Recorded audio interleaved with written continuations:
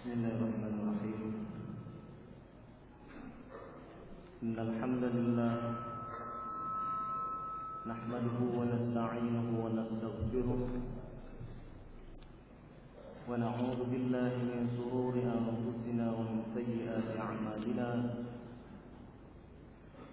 من يهده الله فلا مضل له ومن يضلل فلا هادي له. أشهد أن لا إله إلا الله وحده لا شريك له وأشهد أن محمدا عبده ورسوله. يا أيها الذين آمنوا اتقوا الله حق تقاته ولا تموتن إلا وأنتم مسلمون. يا أيها الناس اتقوا ربكم الذي خلقكم من نفس واحدة وخلق منها زوجها وبث منهما رجالا كثيرا ونساء واتقوا الله الذي تساءلون به والأرحام إن الله كان عليكم رقيبا. يا أيها الذين آمنوا اتقوا الله وقولوا قولا سديدا يصلح لكم أعمالكم ويغفر لكم ذنوبكم ومن يطع الله ورسوله فقد فاز فوزا عظيما. أما بعد فإن أصدق الحديث كتاب الله وخير الهدي هدي محمد صلى الله عليه وعلى آله وسلم وشر الأمور محدثاتها وكل محدثة بدعة وكل بدعة ضلالة وكل ضلالة في النار.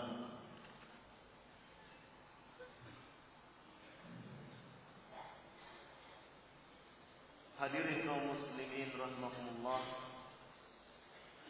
Alhamdulillah, syukur kita panjatkan kepada Allah Subhanahu wa taala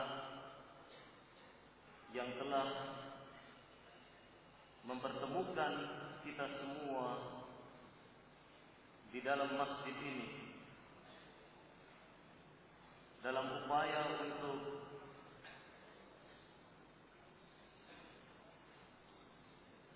membongkar apa yang disebut dengan aliran yang menamakan diri mereka dengan Al-Qiyadah Al-Islamiyah, yang sementara ini mereka terus memompakkan berbagai ajaran-ajaran sesatnya kepada kaum muslimin. Untuk mempersingkat waktu, kami sengaja menghadirkan beberapa ikhwah saudara-saudara kita yang secara langsung ataupun tidak langsung terlibat di dalam gerakan-gerakan Al-Qiyadah Al-Islamiyah ini, yang sebagaimana kita ketahui melalui berbagai tulisan-tulisan mereka, satu di antara pemahamannya adalah meyakini bahwasannya dewasa ini telah lahir ataupun telah hadir seorang rasul baru setelah Rasulullah sallallahu alaihi wasallam. Saya perkenalkan yang persis di sebelah kanan saya adalah Bapak Saifuddin. Beliau adalah seorang dosen di Akakom, dan keterlibatan beliau di dalam kasus mengungkap berbagai kesesatan daripada Al-Qiyadah Al-Islamiyah ini adalah telah sekian banyak. Di antaranya adalah mahasiswa-mahasiswa beliau yang terjerat kepada pemahaman sesat ini untuk kembali kepada jalan yang lurus. Kemudian di sebelah kanan beliau, di sebelah kanan Bapak Saifuddin, yaitu Bapak Selamat Riyadi. Beliau berasal dari Gunung Kidul dan beliau pun kami hadirkan karena pernah mengikuti aktivitas-aktivitas yang diselenggarakan oleh Al-Qiyadah Al-Islamiyah selama 2 bulan. Kemudian di sebelah kanan Bapak Selamat Riyadi, yaitu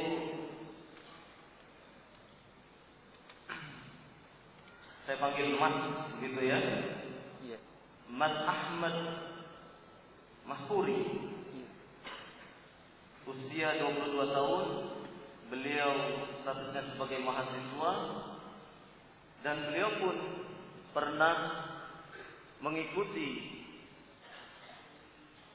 apa yang disebut dengan aliran Al-Qiyadah Al-Islamiyah. Beberapa kali pertemuan, ta'limnya ataupun kajian-kajiannya diikuti oleh saudara kita Ahmad Mahpuri.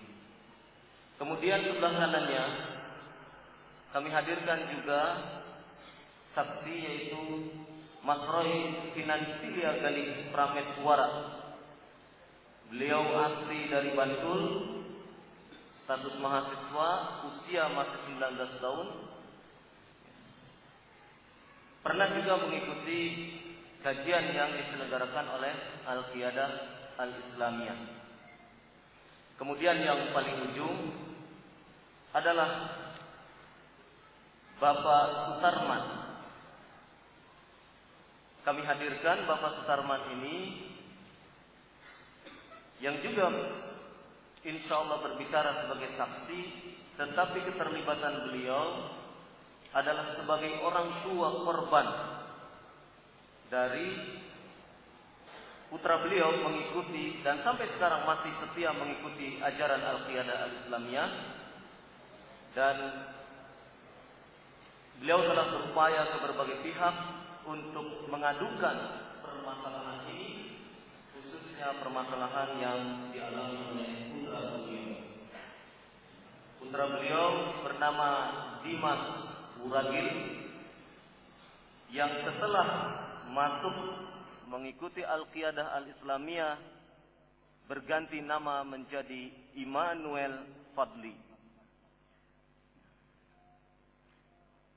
Dan bagaimana nanti kisahnya mungkin kita akan ungkap melalui beberapa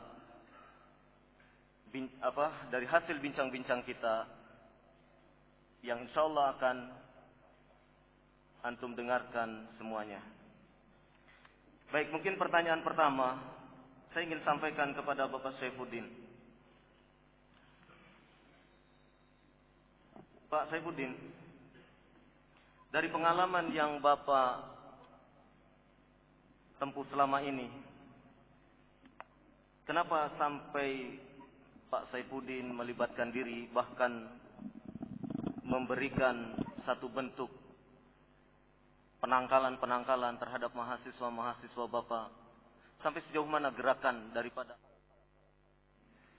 berada di kampus-kampus ataupun berada di Yogyakarta ini? Silakan.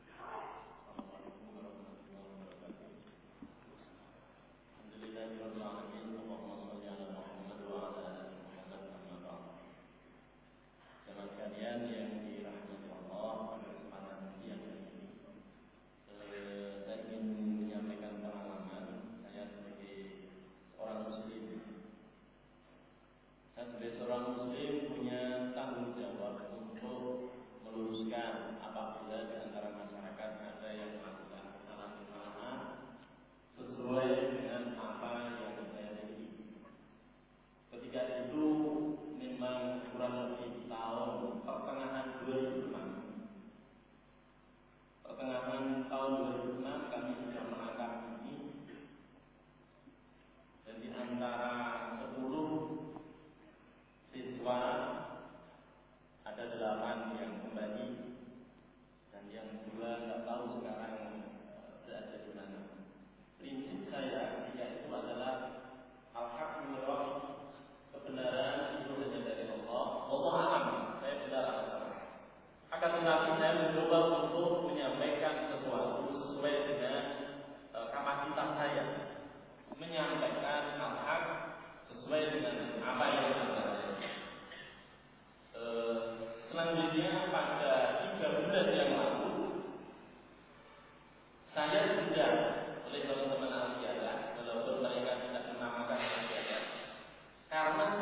juga saya pun hadir di ada sharing.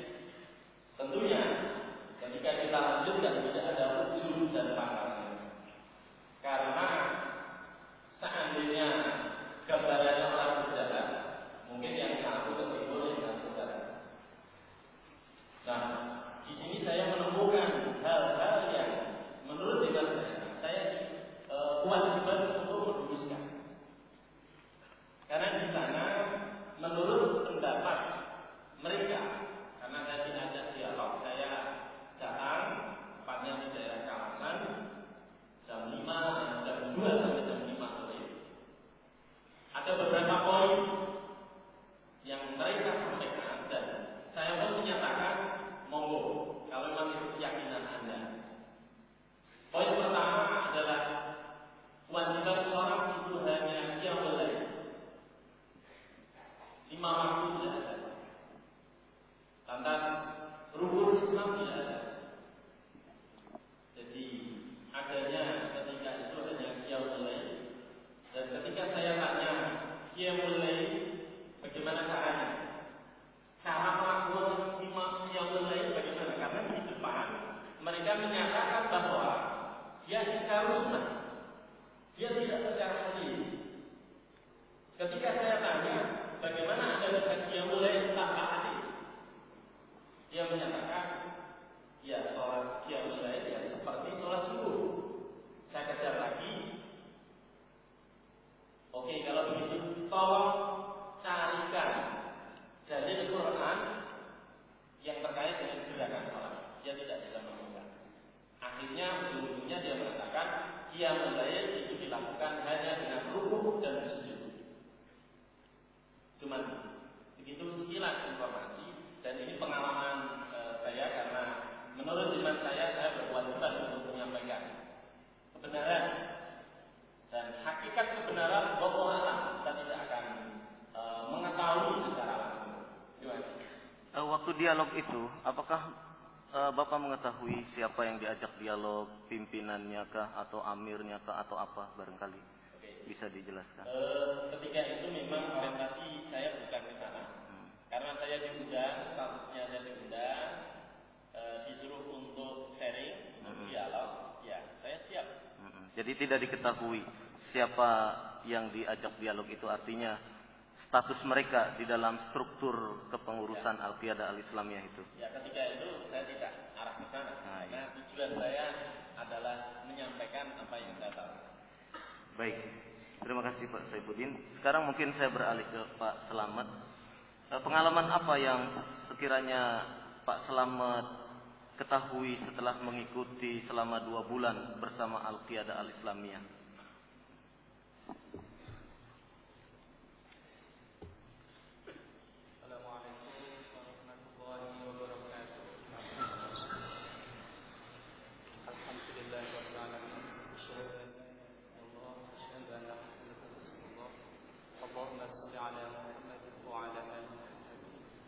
Sebenarnya saya gemetar yang menyampaikan ini semua ya.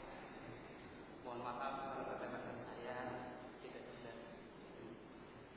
Berawal dari sebuah keinginan saya untuk mengetahui kebenaran Islam. Waktu itu dan ada sebuah kegiatan itu ya, dia itu mempelajari Al-Quran waktu itu. Akhirnya pada tanggal 29 April 2007 kemarin, barusan aja saya kenal dengan seseorang. Orang ini tidak perlu saya sebut namanya, itu pribadi saya aja. Dia menawarkan sebuah metode pembelajaran Al-Quran yang menurut metode dia adalah sangat bagus karena runtut ya. Dan saya masuk. Tapi syarat untuk masuk di sana adalah yang pertama harus ikut miftah. Miftah di sini adalah berikrar. Oke, saya berikrar. Setelah itu saya mengikuti taklim, ya, karena di sana ada ibadah yang harus kita lakukan rutin. Ya. Yang pertama di sana adalah adalah ibadah. pertama adalah qiyamul lail, yang kedua adalah hafidz Quran, dan yang ketiga adalah taklim, yang keempat adalah tahiyatus subuh, dan yang kelima adalah tarbiyah, dan yang keenam adalah sedekah. Itu adalah ibadah yang harus dilakukan saat ini. Terus tahapan yang harus dilalui adalah yang pertama adalah al-isyra, yang kedua adalah jahron, dan yang ketiga adalah hijrah, dan yang keempat adalah qital, yang kelima adalah sumata, dan yang terakhir yang keenam adalah madinatul munawwarah. Dan setelah itu saya mengalami sebuah fokusnya berpikir ada saya dengan ibadah saya bisa. Apa yang saya pelajari selama ini di kampung, di masjid, di kampus, dan di negara Indonesia. Kenapa? Akhirnya saya benar-benar pusing dan saya tahu ini kasihan ini pemerintah awal tidak sadar. Akhirnya yang terakhir saya harusnya ikut tarbiyah. Tarbiyah itu adalah tarbiyatul khas bil khas. Alhamdulillah selama 3 bulan itu saya berdoa kebetulan saya bisa. Dan saat itu saya tidak tahu namanya apa, organisasi tersebut tepatnya di mana dulunya, dan ini siapa saya tidak tahu. Yang saya tahu waktu itu saya sebagai imam gitu. Dan karena diskusinya maka saya merenung pusing, dan akhirnya saya ketakutan apa saya itu. Waktu itu saya mendengar di televisi banyak terus yang dikatakan. Pak, selamat. Mohon maaf kalau saya memotong. Tadi disebutkan ada peringkat-peringkat gitu ya. Di antara peringkat yang keempat itu adalah qital. Mungkin bisa dijelaskan kepada hadirin apa yang dimaksud dengan qital itu. Metode yang mereka pakai adalah mencontoh katanya mencontoh Nabi Muhammad. Jadi Nabi Muhammad itu berdakwah mulai dari sembunyi-sembunyi. Itu tahapan pertama. Setelah sembunyi-sembunyi dilakukan, maka dia akan mengingat tahapan yang kedua, yaitu serang-serangan. Setelah serang-serangan, maka dengan sangat masyarakat udara bulan dari Mekah ya. Dia harus hijrah. Tempat di mana itu adalah yang dulu dan yang terakhir adalah mereka harus melakukan perlawanan untuk menegakkan agama itu. Dan yang terakhir setelah itu adalah Madinatul Munawwarah. Jadi itu maka adalah Madinatul Munawwarah. Dan mereka itu adalah inginnya itu mentolong dia. Jadi qital ini dalam bentuk memerangi begitu.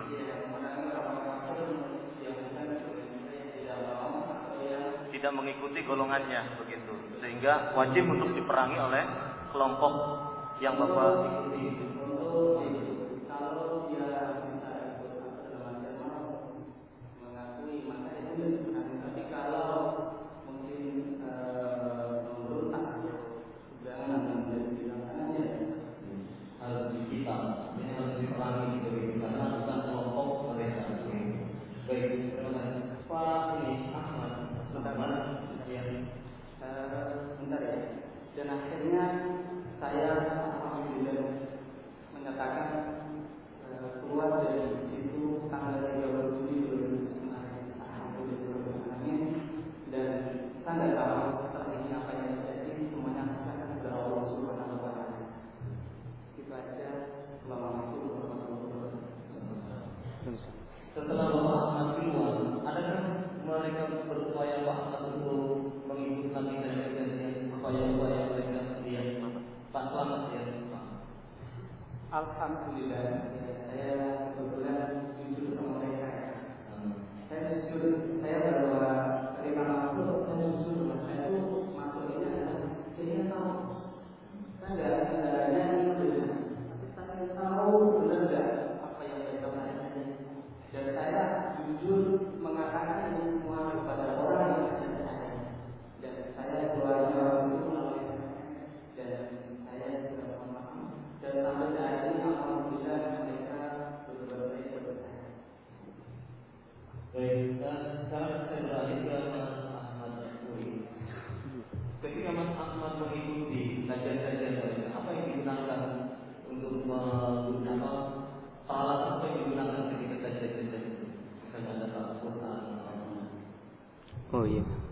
Assalamualaikum warahmatullahi wabarakatuh. Assalatu wassalamu ala asrofil anbiya'i wal mursalin wa ala alihi wa sahbihi ajma'in. Pertama-tama saya pas waktu mengikuti acara itu pertama, teman saya itu ngekos nginep di kos saya selama 1 bulan ya kiranya. 1 bulan. Dia itu nggak tahu kira-kira mau apa ke kosku sampai 1 bulan. Aku juga nggak enak sama kosku. Dan selanjutnya lama-kelamaan udah sampai kira-kira 3 minggu, dia mengajak saya untuk ikut kajian itu. Tapi saya otomatis jawabnya mau apa yang penting kan. Dan selanjutnya mereka hanya ikut kajian dan hanya memahami Al-Quran aja. Tapi lama-kelamaan selama sampai 2-3 kali pertemuan, aku tuh masih ragu terus. Tapi yang Daud itu loh, yang atasannya mereka itu bilang terus, semakin menekan hati saya itu loh untuk ikut ke itu. Selanjutnya saya tetap ikut juga. Tapi saya tuh ikut kajian itu tuh masih melakukan yang 5 waktu untuk yang dapat dari kecil dari saya. Dan yang mereka gunakan adalah alat mereka tuh yang pertama minjemin Al-Quran, Pak. Yang pertama minjemin dulu. Pertama mereka jemput itu. Iya, Al-Quran kitab suci kita ya, Al-Quran. Dan selanjutnya itu mereka pakai kayak roes gitu loh. Kayak roen, ya, roen. Dan selanjutnya dikaji terus.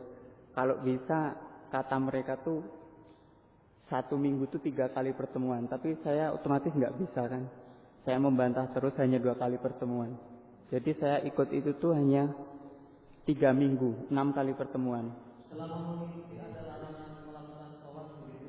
Ya mungkin sama yang dibicarakan dengan Pak Slamet ya. Qiyamul Lail itu Qiyamul Lail itu paling penting ya bagi mereka. Tapi yang 5 waktu itu kayak malah diabaikan gitu aja. Artinya tidak boleh sholat 5 waktu itu. Iya. Memang larangan dari yang. Iya, kata mereka yang penting mereka tuh kita belum pantas untuk sholat di dunia ini karena di dunia ini masih penuh kekotoran gitu kata mereka. Gitu. Iya. Tidak boleh sholat 5 waktu. Yang penting qiyamul lail aja gitu. Mereka. Iya. Kemudian Mas Roy, kira-kira pengalaman Mas Roy selama mengikuti kajian itu bagaimana awal orang-orang Al-Qiyadah Al-Islamiyah itu mengajak, cara mereka mengajak sehingga kemudian Mas Roy kok penasaran ikut atau bahkan mungkin mengikuti. Bagaimana cara mereka mengajak? Sebelumnya Assalamualaikum warahmatullahi wabarakatuh. Awal mulanya saya diajak oleh kakak angkatan di kampus dan dia bilang begini, saya mau ikut enggak gitu kan. Mana? Mau ikut pengajian. Ya udah saya ikutin aja.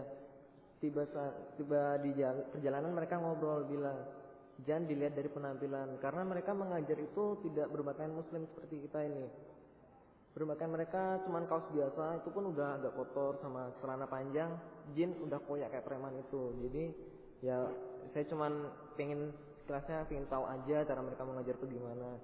Mengajarannya biasa aja kayak kajian biasa itu, tapi mereka dari awalnya udah mempersiapkan materi yang akan disampaikan. Di antaranya ada keimanan terhadap Allah, Rasul juga ada. Cuman itu intinya saja. Baru kan ada tingkat dasar, menengah sama ke atas itu. Jadi saya sendiri masih tingkat dasar aja. Saya juga mengikuti cuma hanya 1 minggu, 3 kali pertemuan aja.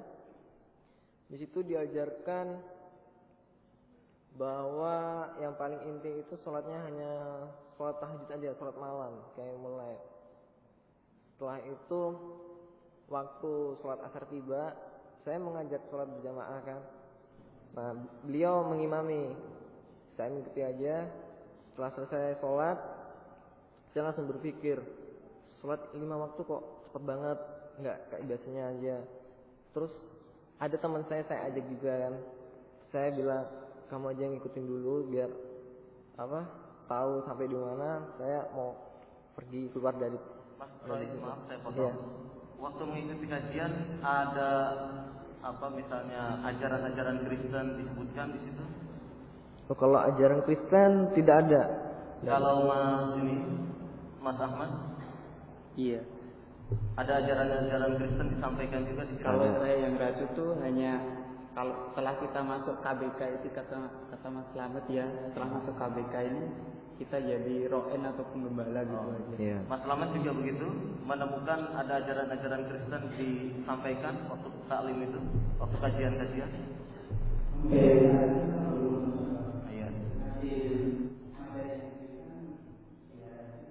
Baik, pertanyaan terakhir barangkali ke Bapak Sutarman. Pak Sutarman,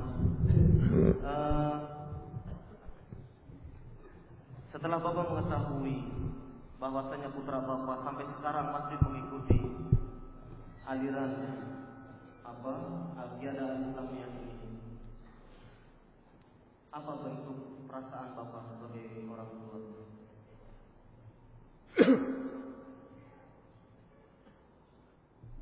Bismillahirrahmanirrahim. Innal hamdalillah nahmaduhu wa nasta'inuhu wa nastaghfiruh. Wa na'udzu billahi min shururi anfusina wa sayyiati a'malina, may yahdihillahu fala mudilla lahu wa may yudlil fala hadiya lahu. Asyhadu an la ilaha illallah wa la syarika lahu wa asyhadu anna Muhammadan 'abduhu wa rasuluh. Jamaah kaum muslimin yang saya hormati, dari pertanyaan panitia, perkenankanlah saya menjawab sebagai kesaksian dengan sebenar-benarnya. Allah berfirman, ya ayyuhalladzina amanu taqullaha wa qulu qawlan sadida. Jadi orang yang beriman dan bertakwa mesti mengucap dengan perkataan yang benar. Kalau jamaah sekalian ingin mengetahui sejarah yang dialami oleh keluarga saya, silakan datang ke rumah saya. Pertama itu. Pak Sutarman minta dipersingkat. Kemudian yang pasti sampai sekarang anak saya belum pulang dan tidak mau pulang kalau bapak dan ibunya masih musyrik, katanya seperti itu. Usaha-usaha yang telah saya lakukan, saya telah menghubungi berbagai pihak terkait seperti Pak Ahmad Muksin dari MUI, DIY, kemudian Pak Ahmad Muhammad Muroi juga dan lain-lain. Yang intinya orang tua sangat hancur hatinya. Bagaimana tidak, hal ini karena titipan Allah Subhanahu wa taala yang harus saya mampu menjaganya. Setiap orang pasti menginginkan bahwa anaknya di kelak kemudian hari mampu bertanggung jawab terhadap dirinya sendiri, bertanggung jawab pada istrinya, bertanggung jawab pada anak-anaknya, bertanggung jawab pada lingkungannya, negara, agamanya, yang ujung-ujungnya bertanggung jawab pada Allah Subhanahu wa taala. Kalau seperti ini jadinya, maka orang tua hancur. Oleh karena itu kepada para pengikut Al-Qiyadah Al-Islamiyah, silahkan Anda semua berpikir, jika Anda tidak mau sadar kembali pada orang tua atau kembali pada ajaran yang benar, sesungguhnya kehinaan di dunia dan kehinaan di akhirat akan menghampiri Anda semuanya. Terima kasih. Terima kasih. Demikianlah kaum muslimin rahimahullah, walaupun secara singkat para saksi ini menyampaikan persaksiannya, tetapi mudah-mudahan apa yang disampaikan bisa mewakili bahwasannya memang fakta di lapangan ada kasus-kasus melakukan bentuk-bentuk pengajaran-pengajaran yang menyesatkan, bahkan pada tingkat kekufuran kepada kaum muslimin. Oleh karena itulah, meskipun kesaksian ini kami hadirkan hanya dalam bentuk kilasan saja, artinya hanya dalam bentuk yang waktu yang terbatas sekali, tetapi intinya adalah bahwasannya kami ingin menunjukkan kepada hadirin semuanya, memang telah ada korban-korban yang memahami agama ini berdasarkan pemahaman-pemahaman yang sesat itu tadi. Oleh karena itu, mudah-mudahan apa yang disampaikan oleh para saksi tadi bisa menjadi pelajaran kita semua, dan tentunya insyaallah pasca kesaksian ini akan disampaikan beberapa hal yang terkait dengan kesesatan-kesesatan yang diajarkan oleh Al-Qiyadah Al-Islamiyah berdasarkan cara pandang Al-Quran was Sunnah sesuai dengan pemahaman Salafus Saleh. Kepada Bapak Saifuddin, Bapak Slamet Riyadi, Mas Ahmad, Mas Roy, dan Bapak Sudarman, kami selaku panitia mengucapkan jazakumullah khairan, dan kami sangat prihatin sekali dan turut mendoakan agar putra Bapak segera kembali bertaubat, kemudian kembali kepada ajaran Al-Haq.